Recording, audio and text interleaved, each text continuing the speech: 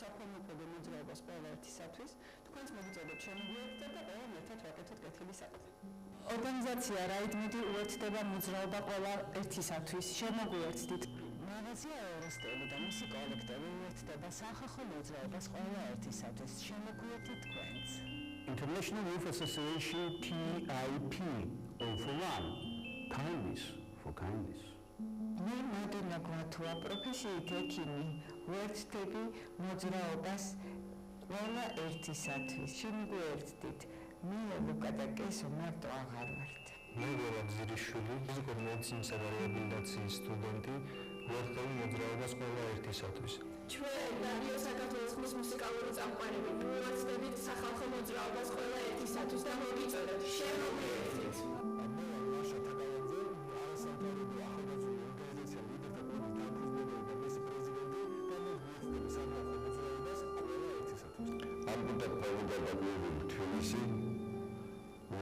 სახალხო მოძრაობას ყველა ერთისათვის. ყველანი შემოგვიერთდით.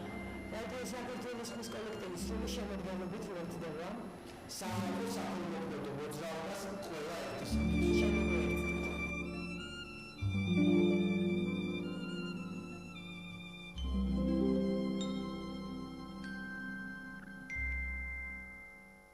მოგესალმებით ძვირფასო ტელემაყურებლებო, შეგახსენებთ, რომ ეთერშია გადაცემა ყველა ერთისათვის. და მე მისი წამყვანი თამნა გაგნიძე. დღეს ჩვენთან სტუდიაში სტუმრად გახლავთ საქართველოს სპორტულ-კინოლოგიური ლიგის თანადამფუძნებელი ბატონი დავით ასათიანი და ჩვენი მეორე სტუმარი გახლავთ ქალბატონი მაყვალა ტაბატაძე. მე დავიწყებ ბატონი დავითიდან. მოგესალმებით, დიდი მადლობა ჩვენთან მობრძანებისათვის. ჩვენი გაცნობა ბატონ დავითთან მოხდა საქველმოქმედო ორგანიზაციათა კოალიციის მარადიდის დამფუძნებელთა კრებაზე და ძალიან დავინტერესდი თქვენი საქმიანობით. ამდენად შემდგომი უკვე ჩვენი გადაცემებში მოხდა ამ კოალიციაში შემავალი ორგანიზაციების საქმიანობის, ესე ვთქვათ, მაყურებლისათვის უფრო ახლოს გაცნობა და სწორედ აი ამ ფორმატში მოგიწვიეთ თქვენ საკმაოდ ისეთ საინტერესო საქმიანობას ეწევით და მხოლოდ იქნებ მოკლედ გითხრათ თქვენი ორგანიზაციის შესახებ. გამარჯობა, თუ პირველი სკოლისა მოგესალმებით. ძირითადად რა შემიძლია მოგახსენოთ, ესე იგი ჩვენი ორგანიზაცია არის ორიენტირებული რამოდენიმე რამეზე. რამოდენიმე თვის წინ მოხდა ამის დაფუძნება, თუმცა თვითონ ორგანიზაციას აქვს ძალიან დიდი წარსული კინოლოგიური თვალსაზრისით. იდეა იყო მისი, რომ ჩატარებულიყო სუფთა სამუშაო და ცოტა სხვა მხარეს წასულიყო ეს ყველაფერი, ცოტა უფრო გადართულიყო ისეთ პრობლემების სადმე, როგორიც არის მაგალითად შშმ პირების პრობლემები და ენდემური სახეობები. ახლა ჩვენ ენდემური სახეობა ესეთი ყავს კავკასიური ნაგაზი, ესე როგორც არის ცნობილი საერთოდ და ჯიში უფრო რუსული გახდა, მაგრამ ჩვენ ენდემური სახეობები რაც ყავს ჩვენი ნატურალური თარიღი, რომელიც ჩვენი ისტორიის ნაწილია და ერთ-ერთი ენდემური ჯიში არის ჩვენი ადგილობრივი, მისი გადაშენება მოხდა ეგრეთ წოდებულად და ახლა ჩვენ ვატარებთ სამუშაოს მის აღდგენასთან დაკავშირებით. ეს არის ერთი ნაწილი. მეორე ნაწილი ეს არის კინოლოგიური სპორტი. სპორტის როგორც ერთ-ერთი სახეობა, ამაში შედის ფრისტაილი, აჯელიტი და ასე შემდეგ. და რაც თავარი არის, ამაში შედის ენიმოთერაპიის ერთ-ერთი განყოფილება, ეს ნაწილი. ეს არის დოგოდოთერაპია, იგივე კანის თერაპია, რომელიც არის მიდრეკილი ისეთ შშმ პირებზე, როგორებიც არიან აუტისტები, ცერებრალური პრობლემის მქონე პირები. ალბათ ის ადამიანებიც ცოტა გარკვეული ფსიქოლოგიური პრობლემები გააჩნიათ, იმიტომ რომ ძაღლი მაინც ოდითგანვე ადამიანის მეგობარია და საკმაოდ ისეთი გონიერი არსება არის და ალბათ ესეთ ადამიანებს ჭირდებათ ხოლმე, ხო რაღაც ესეთ კონტაქტი. ჭირდებათ, აი ავიღოთ ახლა უსინათლოებისთვის აუცილებელი არის ესეთი ქართულ ტერმინოლოგიაში არადამკვიდრებული, მაგრამ ესეთი საბაკაპავადე, ძაღლი მატარებელი, ის რომელიც მიყვება მიმართულებას უჩვენებს სპეციალური თხრნა და მომზადება ხდება ამ ძაღლის ყველამისთვის არ გამოდგება. მე ვიცი რომ ეს ძალიან ფართოდ არის გავრცელებული ევროპის ქვეყნებში, ამერიკაშიც, რუსეთშიც საკმაოდ აქტიურად მუშაობენ ამ მიმართებაში და აი საქართველოში რაღაც ესე საქართველოში იყოს ეს ყველაფერი. დიახ, საქართველოში ძალიან ნაკლებად არის, ფაქტობრივად არ არის, მოდი პირდაპირ ვთქვათ. საერთოდ შშმ პირებს საქართველოში ძალიან ნაკლებ ყურადღებას უთმობენ. უფრო მეტი აქტივობა საჭირო საზოგადოების მხრიდან. მაშინ როდესაც საუბრობდით მარადიდის დაარსების პერიოდში, როდესაც შევხვდით ერთმანეთს, ჩვენ მქონდა ამ თემაზე უკვე საუბარი, თუნდაც პანდუსების ამბავი, როცა იქ არა თუ შშმ პირი, არამედ ჯანმრთელი ადამიანი, რომელსაც პრობლემა არ აქვს, ვერავა. თუნდაც ვისაუბრეთ იმ თემაზე, რომ იყვნენ ჩამოსულები უსინათლოები ჩვენთან პროგრამით და მეტროშიც კი არ შეუშვეს ეს ხალხი თავისი ძაღლებით თურთ არა და ეს ძაღლი მისი თვალები. ეს უჩვენებს მას მიმართულებას და უადვილებს ცხოვრებას.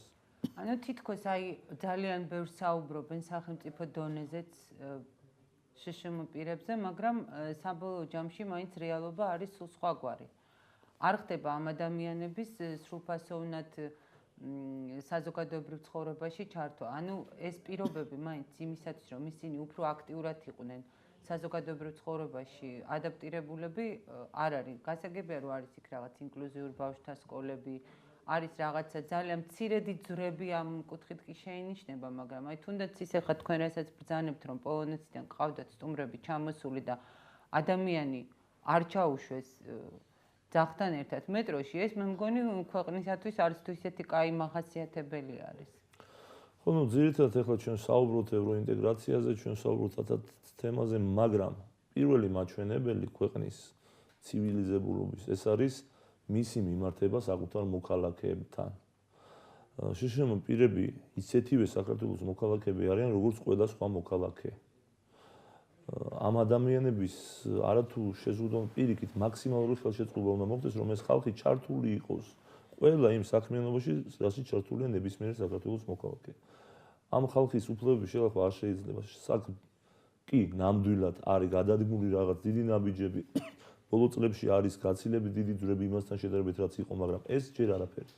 საჭიროა უკვე უფრო საკანონმდებლო დონეზეც მოხდეს ცვლილებები, თვითონ საზოგადოებრივი ინტერესი უნდა მიემართოს ამ თემისკენ და თვითონ საზოგადოების კულტურა უნდა აიწიოს ამ თემასთან მიმართებაში. ბატონო დავით, იმდენად რამდენადაც თქვენ უშუალო შეხება გაქვთ ამ პრობლემატიკასთან და რა თქმა უნდა, კარგად ხართ გარკვეული ამ მიმართულებით თუ რა პრობლემები არის, რა საჭიროებს უფრო სრულყოფას და დახვეწას. გაქვთ თუ არა აი ესეთი კონსტრუქციული თუნდაც დიალოგი სახელმწიფო უწყებებთან შესაბამის, ნუ ეს უშუალოდ ჯანდაცვისა და სოციალურყოფის სამინისტროს პრეროგატივაა ესეთ ადამიანებზე ზრუნვა და გაქვთ თუ არა ესეთი შეხვედრები, აწოდებთ თუ არა თქვენს რეკომენდაციებს, იმიტომ რომ აი ჩვენ ყავდა წინა გადაცემაშიც ენიმოთერაპიის ერთ-ერთი იპოთერაპიის ჯგუფის წარმომადგენლები და იქაც იყო ეს საკითხები წამოჭრილი და მივედით იქამდე, რომ ზოგ ხშირ შემთხვევაში სამწუხაროდ სოციალურყოფის სამინისტრო ან არ ფლობს სრულ ინფორმაციას იმ სიტუაციაზე, რაც არის ამ მიმართულებით ქვეყანაში, ან არა აქვთ მონაცემთა სრული ბაზა, ან არა აქვთ კონკრეტულად რაღაცა ესეთი შემუშავებული გეგმა, როგორ უნდა იმუშაონ და როგორ უნდა წარმართონ თავიანთი საქმიანობა, ისე რომ ეს უფრო ნაყოფიერი იყოს და ელემენტარულად ამ ადამიანებს რაღაცნაირად დაეტყოთ. და აი თქვენ თუ გაქვთ ესეთი შეხვედრები სახელმწიფო სტრუქტურებთან ან წარმომადგენლებთან? ნუ მოგახსენებთ შემდეგ რამის, რომ ძალიან დიდი პატივისცემით მოვიხსენებ ორგანიზაცია სათავეს. ძალიან შორს არიან წასულები, ძალიან დიდი ნაშრომი აქვს მართლა ჩატარებული. ზოსიმე გზირიშვილს აი თავისი შრომით სათავეს მართლა შესანიშნავი ნაშრომია. მართლა ძალიან ბევრი ნაბიჯია გადადგმული. მაგრამ ჩვენ ცოტა ჩამორჩებით ამ საკითხში, იმიტომ რომ ეს უფრო ახალგაზრდა არის ეს თემა. აქ შემდეგი რაღაცა არის თვალსაჩინო, რომ თვითონ ორგანიზაცია ახალგაზრდა, თვითონ მარადიდი ეხლახან შეიქმნა. და კონსტრუქციული თემები უკვე უნდა იყოს დამუშავებული და შემდეგ მიწოდებული სახელმწიფოსთვის. აქ არის გასათვალისწინებელი რა. ჩვენ გვახსოვს ესეთი ამერიკის ისტორიიდან, როდესაც პრეზიდენტი გამოვიდა და თქვა ესეთი რამე, ნუ იტყვით რა გააკეთა სახელმწიფომ თქვენთვის, იკითხეთ რა გააკეთეთ თქვენ მისთვის. ჩვენ ახალგაზრდა დემოკრატიის ქვეყანა ვართ. სულ ცოტა ხნის კი დიდი ხანი გავიდა ალბათ საზოგადოება და იტანჯა კიდევაც იმაზე ლაპარაკობთ ჩვენ ახალგაზრდა ვართ, მაგრამ სულ ცოტა ხნის წინ ჩვენ სოციალური სახელმწიფო ვიყავით. შემდეგ იყო არეულობა და დღესდღეობით ჩვენ ძალიან ახალგაზრდა დემოკრატია ვართ. ძალიან ახალგაზრდა დემოკრატია. ჯერ ხალხის მენტალიტეტში ნაკლებად შეჭდა ესეთი მომენტი ჩვენ ველოდებით თითქოს საზოგადოება რომ ვიღაცა გვიპატრონებს ზევიდან. არავინ ზევიდან არ გიპატრონებს თუ შენ კონკრეტულად ყოფილმა მოქალაქემ შენ საკუთარ თავზე არ იგზენი რას ნიშნავს სამოქალაქო პასუხისმგებლობა შენ პირადად. აი შენ როდესაც პირადად გახვალ ქუჩაში არ უნდა დაანაგავო შენი ქალაქი. შენ პირადად როცა ქუჩაში გახვალ უნდა მიაქციო ყურადღება შენ იმ გაჭირებულ მეზობელს იქნება, იმ გაჭირებულ პიროვნებას იქნება, ეს იქნება საზოგადოებრივი თვითშეგნება. აი ეს არის ყველაზე მთავარი, რამაც უნდა აიწიოს მაგრამ და რა თქმა უნდა სახელმწიფოსთან დიალოგი, მაგრამ თუ სახელმწიფოს მოქალაქე ანუ მოქალაქეს და სახელმწიფოს შორის თუ არ იქნა დიალოგი, თუ კი საზოგადოებიდან არ წავიდა დაკვეთა სახელმწიფო ვერ გააკეთებს ამაზე რეაგირებას. და არც გააკეთებს ამაზე რეაგირებას. ანუ მივედით იქამდე, რომ მაინც საზოგადოებრივი ჯგუფების აქტიურობა ამ მიმართულებით და ზუსტად გარკვეულწილად ჭყალებში რო ვთქვათ, ზეწოლა სახელმწიფო სტრუქტურებზე, რომ უფრო გააქტიურდნენ ისინი ამ მიმართულებით, ეს აუცილებელ პირობად მიგაჩნიეთ თქვენ ისევე როგორც მე. აუცილებელი პირობა, იმიტომ რომ ნებისმიერ მოდი ყველა უნდა ვიცოდეთ შემდეგ ჩვენ ცხოვრობთ და რახან ვაშენებთ დემოკრატიულ ქვეყანას და ჩვენ დემოკრატიულ პრინციპებზე ვართ ორიენტირებული, ჩვენ უნდა გავითვალისწინოთ, რომ დემოკრატია ნიშნავს ხალხის მმართველობას. თუ კი მთავრობაში პარლამენტში არ აქვს ნიშნობა, პარლამენტი ხმის კანონებს, მთავრობა მას ასრულებს, მაგრამ პარლამენტი არის ჩვენი არჩეული. პარლამენტი არის ჩვენი არჩეული და ისინი ვალდებული არიან, რომ ჩვენი დაკვეთა უნდა შეასრულონ. ხალხიდან წამოსული მესიჯები უნდა გაამოწმოს. ოღონდ ამას არა უნდა ქონდეს ესეთი მიტინგების სახე, არ არის 21 საუკუნე მიტინგომანიის პერიოდი და არ არის დემოკრატიული სტრუქტურა მიტინგებით. ეს უნდა იყოს ორგანიზებული დიალოგი.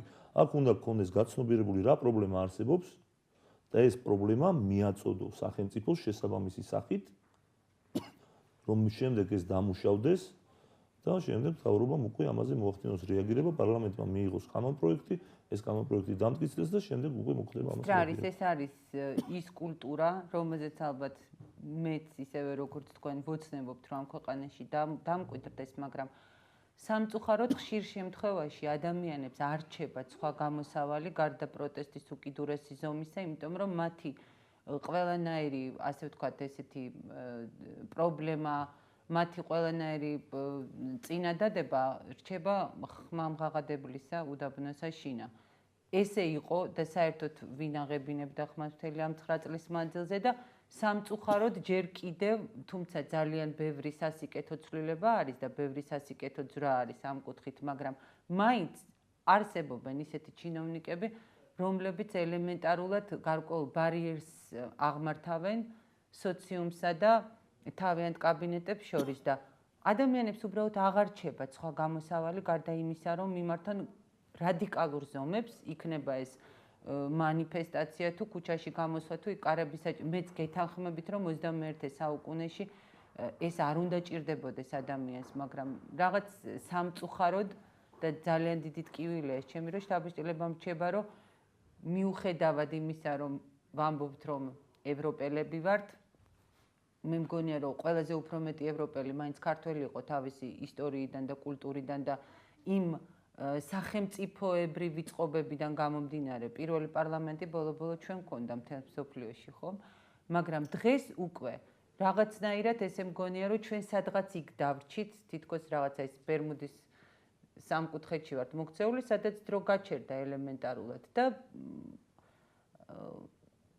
ადამიანები უბრალოდ ჯერ კიდევ თვითონ ხალხის მენტალობაც სადღაც გაიყინა და სახელმწიფო ჩინოვნიკების მენტალობაც გაყინული არის ისევ იმ დონეზე.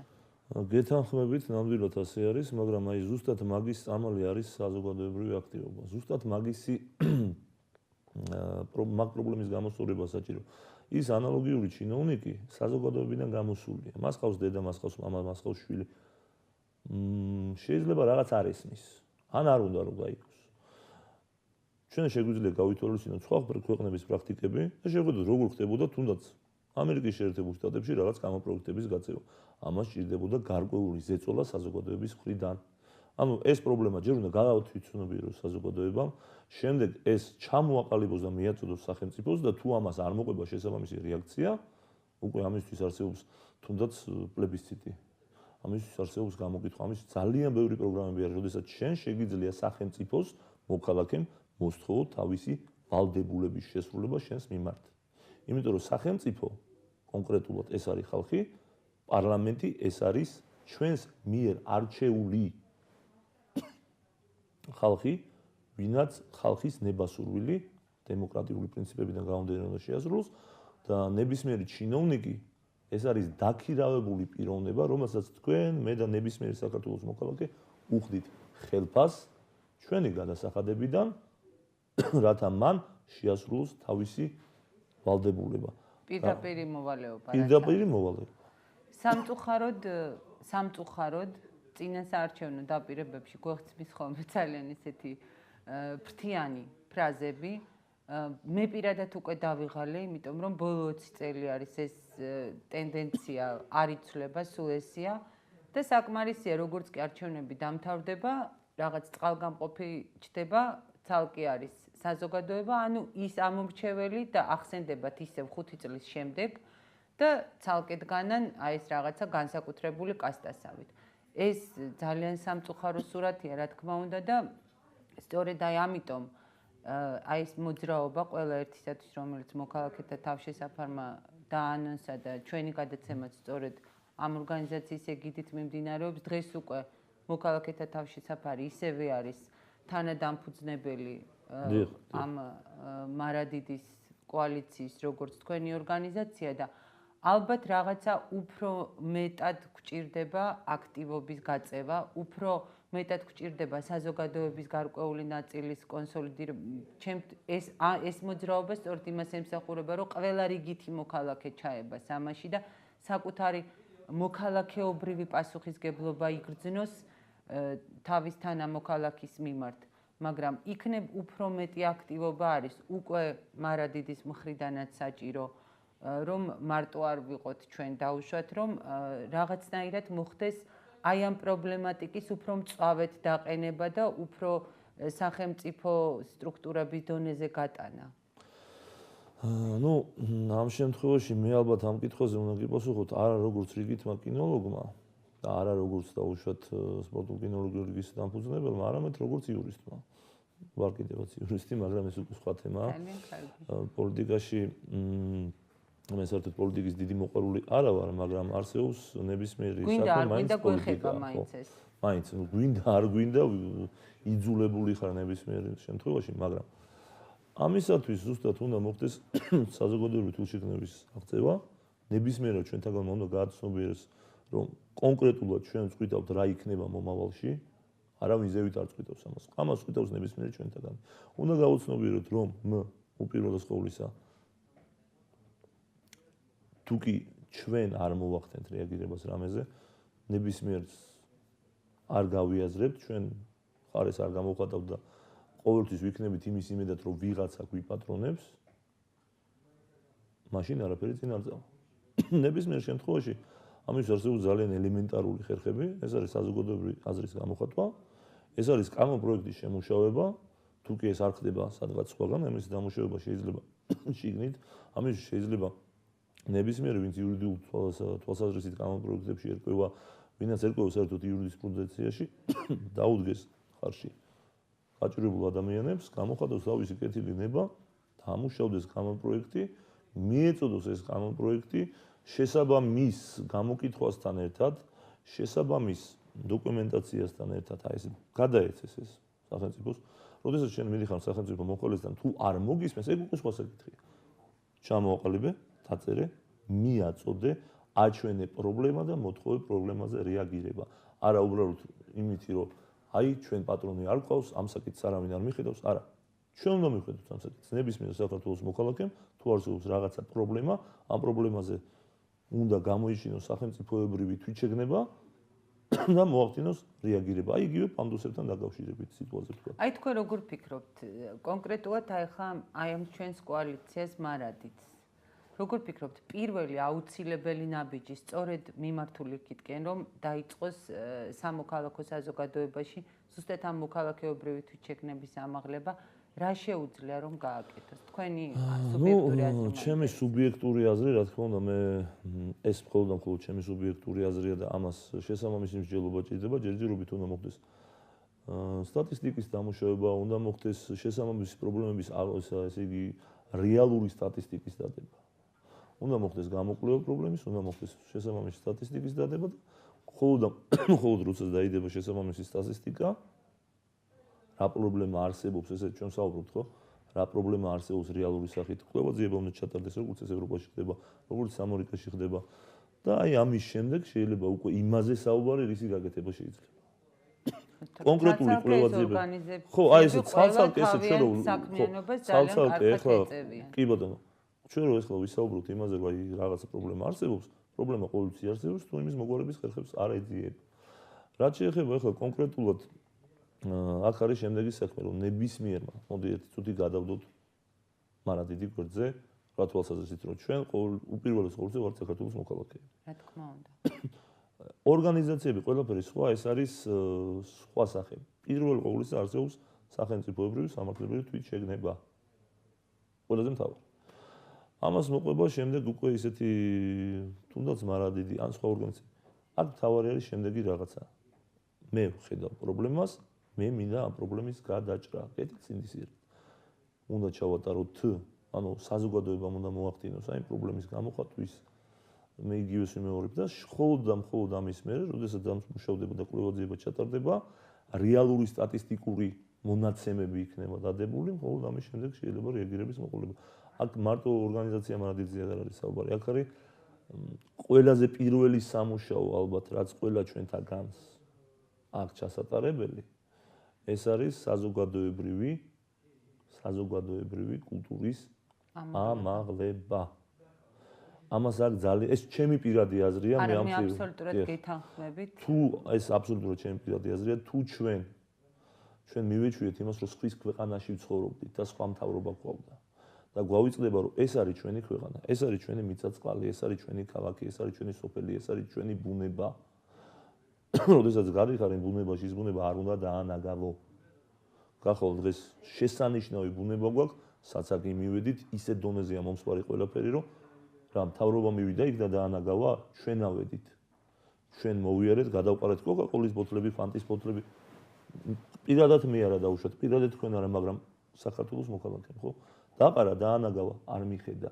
ამის შეგნება უნდა იყოს, რომ აი ეს ველური ხელუხლებელი ბუნება არ დაანაგავო. არ გაჭრა ქარსაცავის ზოლები. ნუ ამით ჩვენ წინამთავრობა იყო დაკავებული. არა, აქ სხვა რაღაცაზეა საუბარი. მე მაგალითად ნაკვეთი მქონეს, რომელიც ავიღე მხოლოდ იმის გამო, რომ იქ იყო ქარსაცავის ზოლი, რომ რაღაცა გააკეთო, იყო გაჭირებული პერიოდი და ხალხმა დაუშვათ გაჩეხა ეს ხეები. მესმის რომ უჭირდათ და იმ პერიოდში მე 90-იან წლებზე ვლაპარაკობ, შეშა უჭირდა ხალხს, სხვაზე არა საუბარი,